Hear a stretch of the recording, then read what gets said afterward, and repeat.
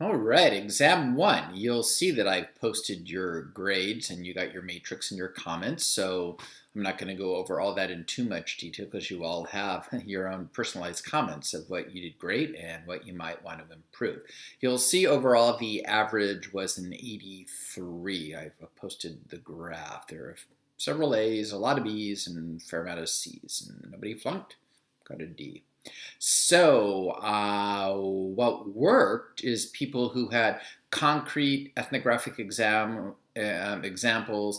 applied theoretical concepts to understand them, which I'll talk about a little more, and actually had a way of how all those ideas fit together in a coherent and articulated thesis. So I've included 3 examples, the 3 people who got in the A range.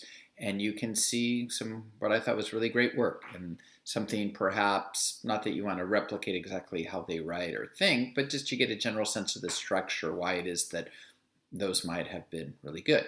So what do you need to do to succeed in an analytic essay? And note here, that's key. It's an analytic essay, right? It's applying theory. So this is something that's very important, is getting the tone right. Some of you wrote more like political science papers. You were very, very up at 500,000 feet, and I was not getting any ethnographic examples, any quotes, any things people did, said, images, which was in the prompt, which I'll get to in a minute. So that's a tone question.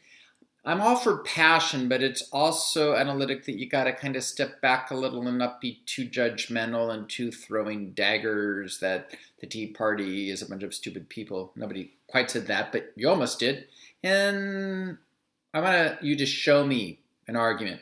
And then you can reach that conclusion. Maybe you reach the conclusion that the Tea Party is a bunch of stupid people.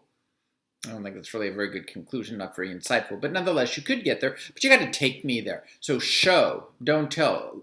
So many of you, we all do this. It's not just you writing it. We jump to the conclusion, and it seems self-evident because we've already thought about it. And we reach that conclusion, so why not just say it? Well, you got to get me there. And in this case, you have to use examples and apply theoretical concepts to get me there. So that's another thing, right? So not too snarky, not too judgmental, not too passionate, but can be in there a little, not journalistic or political sciences, anthropological. So one way I thought I helped you do that was by that pretty explicit prompt that I wanted you to use theories, concepts from these 3 broad schools. We were reading the Marx stuff, the Weber, and then the Heritage Cultural Studies Gramsci thing. And then I even laid out, and what do I want you to talk about?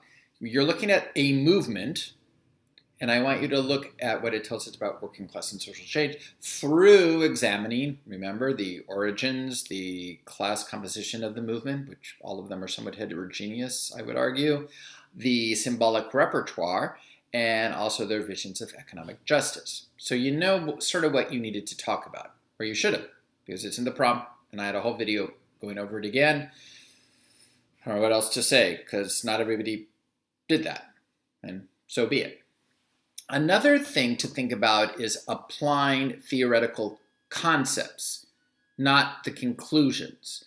So I want a lot of you was great. You talked about the bourgeoisie class conflict. Excellent. That's a concept. But you don't really need to apply Marx's conclusion. Therefore, the revolution is inevitable. Or Weber, we got the work ethic and how that relates to capitalism and a lot. Those are great concepts. The iron cage, blah, blah, blah, that's interesting. I love that section of the reading. But it's not really an analytic, conceptual part of it. There he's just kind of reaching his conclusion. So when I ask you to apply Marx and Weber and Hebdige and Gramsci and such, I'm not asking you to apply their conclusions. I'm asking you to apply the concepts that they use. And I could use their concepts and come up with different conclusions.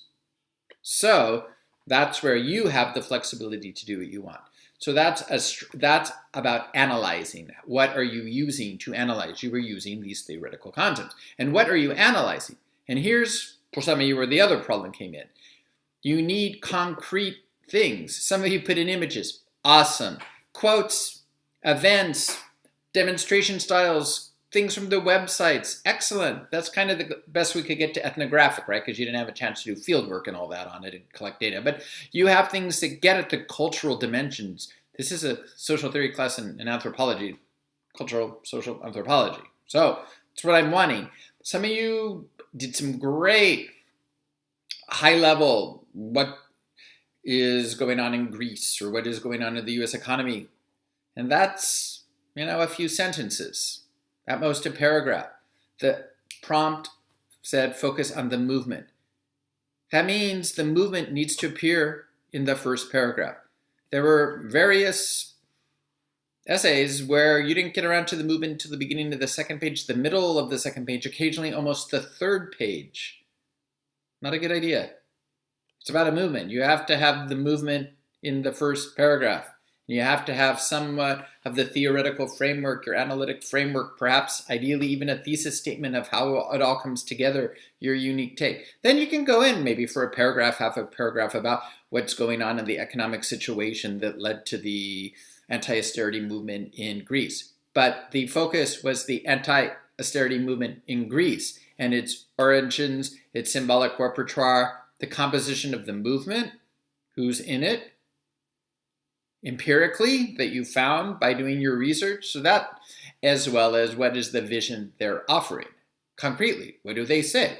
That's great for those of you who did the minimum wage fast food forward movement, because $15 livable wage, it was hard to miss that, or at least you found it. So that was great, because that's concrete. You can talk about that. I think on the Tea Party, some of you got off on that. I wasn't hearing the Tea Party. I was sometimes getting more about the Koch brothers, which are part of it, but the Tea Party is more than the Koch brothers. Just is. They may play a whole role. That's your hypothesis, that it's only them and they're manipulating all those millions of people entirely. Okay, I'm not going to agree with you maybe, but you got to show me that. You can't just tell me that. And I got to see that Weber in there of why people in the Tea Party maybe feel betrayed and the American dream isn't working and this and that, and why they chose to lash out at government rather than Wall Street so much. Who knows, Ryan? Why? But we have ideas why. And our assignment was to use those lenses of Marx's concepts and Weber's different concepts and the other, right, the Gramsci folks, the cultural studies folks. And there we go again. You're applying the concept to reach an argument. So it wasn't so much Marx would say this, Weber would say that, Gramsci would say that. That's not really a high enough level analytic structure for the argument. I want your argument, right? So I think that is what I wanted to say. Oh, one other thing when you're doing exam, start over.